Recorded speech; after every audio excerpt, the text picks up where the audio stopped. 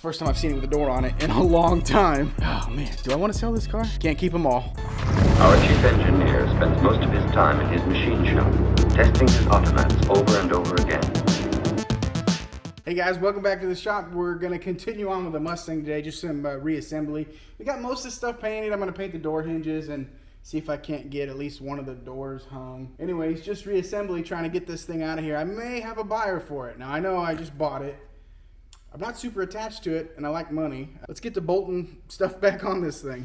All right, so one of the first things I got to do is we need to spray this. And the other one isn't even prepped, but I'm going to spray this one. But it's got a couple marks in here, so I'm going to fill that with body filler. These marks, can you see that? I'm going to hit that with some body filler and then prep that thing and get it sprayed. I think the hood hinges too, we got to prep the hood hinges, so we'll just scuff them down. But for now, let's just, this is cleaned up. Let's hit this with the old mud.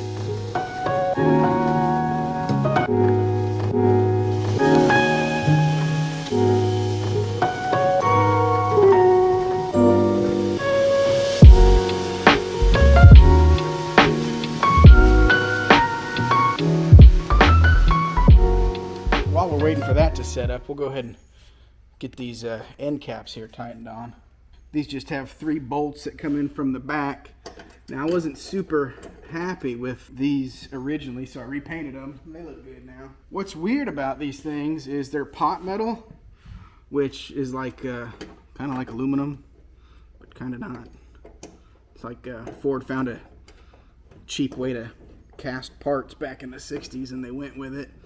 But it's a weird material. But it dents, which is strange. I thought it would have just cracked because it feels a lot like cast aluminum, but it's not. So yeah, I was really looking forward to owning this car, and then the possibility of selling it came back up. And just to let the cat out of the bag, it's Uncle Mike thinking about buying it. He wants it back, man. He I think initially it just got to be quite a lot and kind of turned him off. And then now, you know, it's coming together. So I hit him with a number, what I think it's, you know, with the friends and family discount. I hit him probably about $5 to $7 grand less than what I would have thrown it on the market for. But so we'll see if that works out. I'm not entirely convinced that that's gonna 100% work. This nut is stuck. I gotta get it over here. But anyways, yeah. So yeah. If Mike ends up buying it, I mean that's cool with me. He really sounds like he wants it bad. And he kind of. Well, how it happened is I went out to my dad's place, and my dad and Uncle Mike, they live about an hour from each other, so of course we visited Uncle Mike, and I got to showing him the pictures of the car, you know, coming together in paint and all that stuff, and he was like, man, I really like it. I said, you know what, Mike, everything's for sale, buddy. And he said, would you consider selling it? And I said, yeah, man, absolutely. I mean, I wasn't gonna throw it on the market because I was gonna enjoy the car, but you know, if Uncle Mike wants the car back, I mean, who am I to separate a man from his car? I just bought it. But yeah, everything's for sale. So we threw around a number, and just, you know, I'm not gonna say what I'm selling it for, but it's because it's my business and Uncle Mike's business. But anyways, I think it's probably $5,000 to $7,000 less than what the car's worth. But I've made my money on it. You know, my labor surely has value, but I've done fine on this car. And if Mike wants it back, you know, hey, I think he should have it. Anyways, that looks awesome. That's back on there. We'll throw the other side on now, and then by then the deal may be tacked up where we can start sanding on it. Guys, I got a legitimate question for you.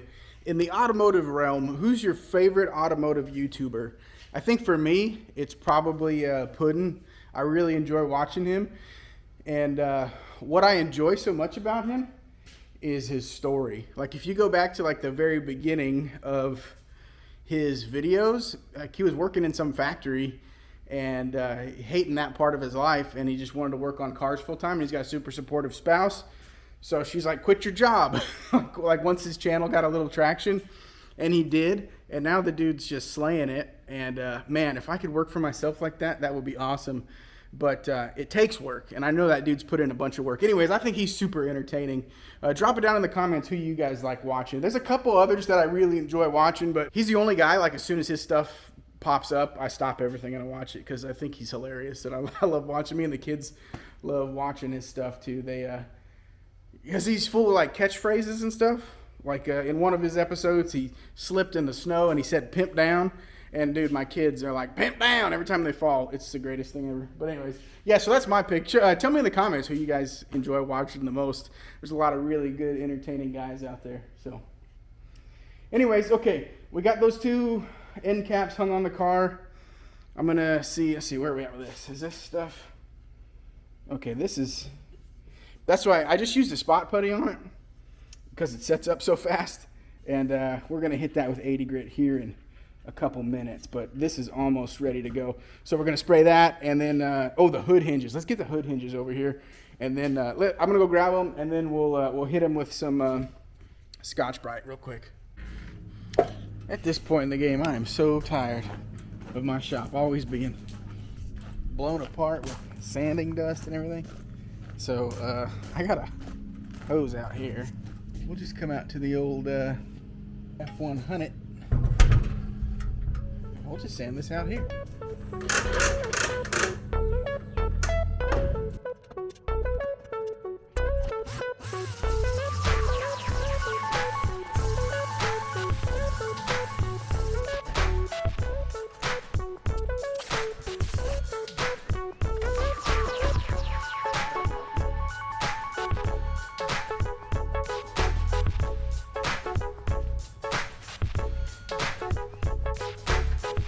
Finish this off by hand.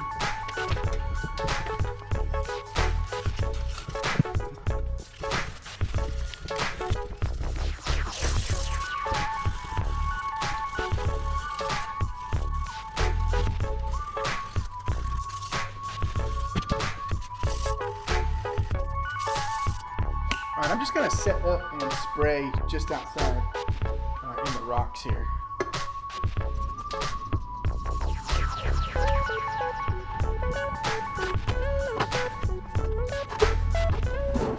This could be our outdoor paint station set up next to the old SS Big Worm. Yeah, that's what I call my boat. Big Worm. Now I call it the Big Worm because I like worm fishing. Artificial worms. In the summer, if you're looking for a bite, a big bite, throw a big worm. I like throwing a big worm. Gotta get on them slaunch donkeys. Them toads, them pigs, them lunkers, them biggins, them whoppers. Talking about that old green fish. You know the one? All right, guys, these are our new door hinges. We're just gonna take them out of the package and we're gonna hit them with the, we'll hit them with the old Scotch-Brite. And then we'll send them to old Blue Town.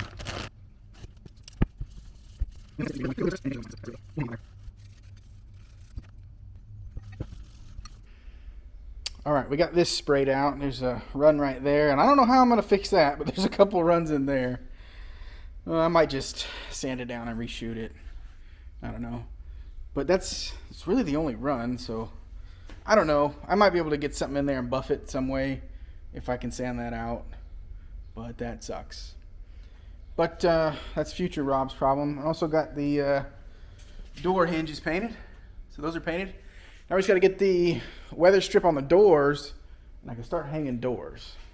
All right, next step is weather stripping on this door. We've got a passenger door, like frame, like kick panel, all the weather stripping on that side of the car. It's all done. So now we just need to get the weather stripping on the door. We'll hang the hinges, and then this, and then I guess we'll hang the door. I'm gonna use that door hanger thing you saw me and Eli put together a couple videos back. We're gonna use that and see how well it works.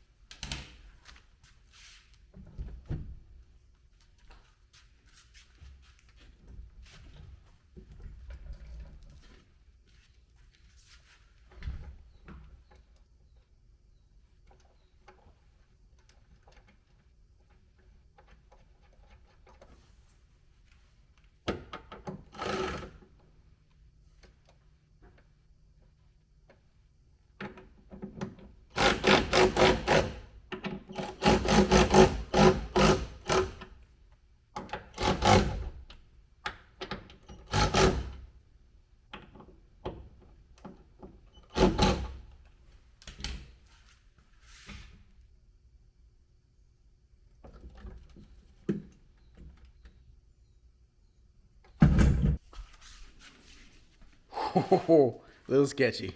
Okay, that thing worked really well. Doors on there. That looks great. New hardware and everything. Okay, let's see how far off it is. And those aren't super tight. They're just kind of hanging out there. Okay, yeah, it's super fucking far off. We know that. That's fine. Okay. All right. That door's about 2 inches low. But we can adjust that. To me, that's attention to detail. That's the little stuff. I love it. Okay. Okay. Got a little run right here on the top of the door. We got to address. It's fine. Minor stuff. But look at this. We're on there. And boom. All new weather stripping all the way around. Look at this. Look at this. Now, I tried to close the door. But all the weather stripping is so tight, I can't do it yet. So I'm going to wait until that glue is dry and I can take off all the tape before I swing the door. And I'm not sure I have it totally adjusted right where I want it yet, but it's definitely in the ballpark. It's the first time I've seen it with a door on it in a long time. Oh man, do I want to sell this car? Yeah, I do. It's got to go. Can't keep them all. Can't keep them all. Got to get that one dialed in. And that truck in here. But dude, tell you what, man. I'm really pleased with how this is coming out. Okay, I got this door hung, and I should have known better. It took me longer to get it lined up than it did to get it on the car. It fits pretty well. I mean, it fits about as good as a almost 50-year-old car is going to fit, I suppose. But I'm not super happy with the shape on the quarter. Doesn't 100% match up the shape on the door, but honestly, they never do. But that gap's pretty straight. I mean, if you look at it from here, it's a little bit wider at the bottom. I could probably do some adjusting there. But this door's been reskinned, so it's not going to be as straight as it would have been if it was a factory door. But anyways, it looks really good. I'm happy with it. So that's going on now, and I've got all the stainless. I polished this stuff out already, and I'm just spending some time over here on the wheel. I'm going to polish the rest of the trim out, pop the clips in, and then we'll get that trim on the window.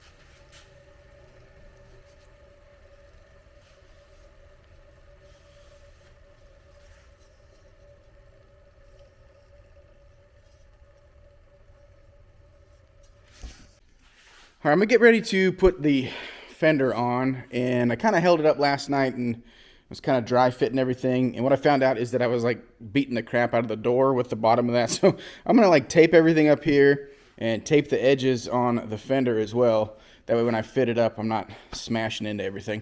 I got the door pretty well situated where I need it to be. All of this is still very tight, like all of this weather stripping.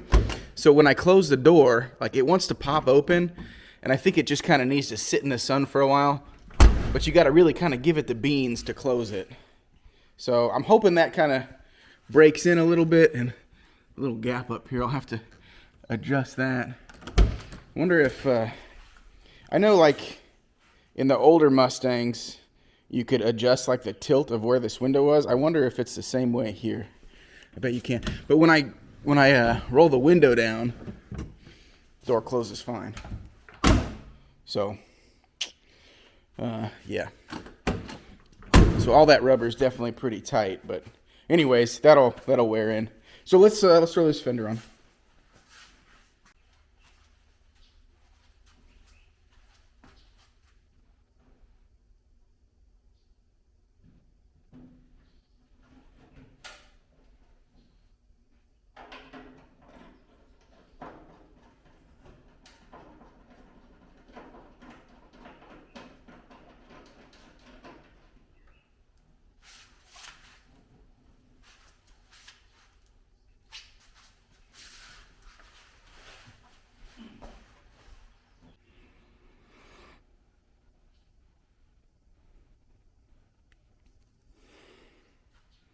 Wow.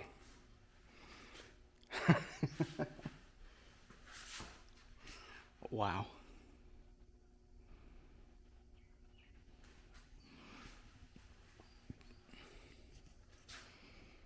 This is probably only a big deal to me, but it's a big deal to me. All right, guys, we're going to call it here. I got to get to work, and I want to get a video out to you guys. We're going to keep these reassembly videos kind of short. There's really not a whole lot left. So we got to get the other hood hinge, fender, and like garnishing, like marker lights and things of that nature finished up, bolted onto the car, and ready to go. But anyways, guys, this car is coming there. So the next video you're going to see is continued on this. So please like, share, subscribe to the videos, and we're going to have another project coming soon. It's that. We're going to finish that. That thing's going to be driving it on the road. I had this car. It was in my hands, but I sold it now, and it's going down the road. It's going to fund some cool stuff in the shop here, but we're going to get the Falcon going, and it doesn't need much. It doesn't need much. Falcon, then the F100, and then who knows, I'll buy something else I don't need. But anyways, thanks for coming around.